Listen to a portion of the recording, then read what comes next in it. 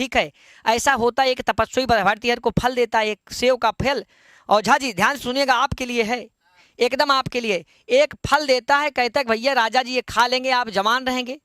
और भर्तृहरि कहते हैं ये फल हम खा खा करके क्या करेंगे, तो वो अपनी रानी से बड़ा प्रेम करते थे, वो फल रानी को दे देते हैं।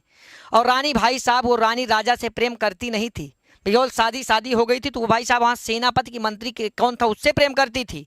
और वो फल भाई साहब रानी किसको देती, सेनापति को। और भाई साहब सत्यता यह थे, सेनापति रानी से प्रेम नहीं करता था। फल पाया भाई साहब, बड़ा प्रसन्न हुआ, और वो फल था जो खा लेगा जिंदगी भर जवान रहेगा। और वो फल भैया सेनापति जो था रानी से प्रेम करता नहीं, फल पाया वो, लेकिन क्या था भाई साहब, बड़ा वो जो राज्य की जो प्रथम बहुत बड़ी गणिका थी, वेश्या थी, उससे प्रेम करता था। और भाई साहब प्रेमिका के लिए वो फल ले जा करके किसको दे दिया, कहीं बेस्या खा लेगी, भाई साहब जवान रहेगी गणिका। और भाई साहब वो फल ले जाके गणिका को दे दिए।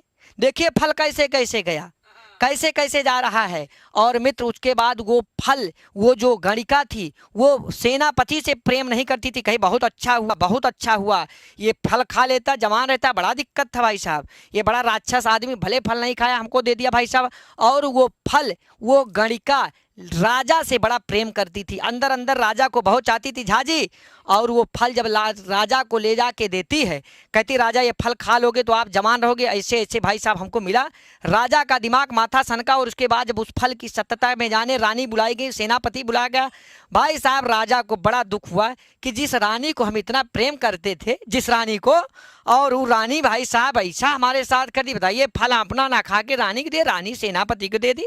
और सेनापति तो भाई साहब नीति शतक का जो अंतिम श्लोक है, बड़ा मजेदार श्लोक है, बड़ा मजेदार श्लोक है।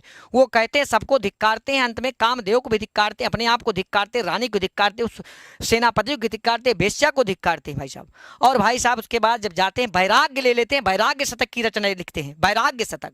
समझ में आया, ऐसी कहानी है, ऐसी किंवदंतियां हैं, कितना सच्चाई कितना सही है आप जाने और भर्तृहरि जाने, बस ऐसी किंवदंतियां हैं ऐसी। अब आइए मित्र, यहाँ तक चर्चा हो चुकी हमारी आपकी। अब मैं बहुत सूक्ष्म विषय पर चर्चा करने जा रहा हूँ, मात्र 5 से 7 मिनट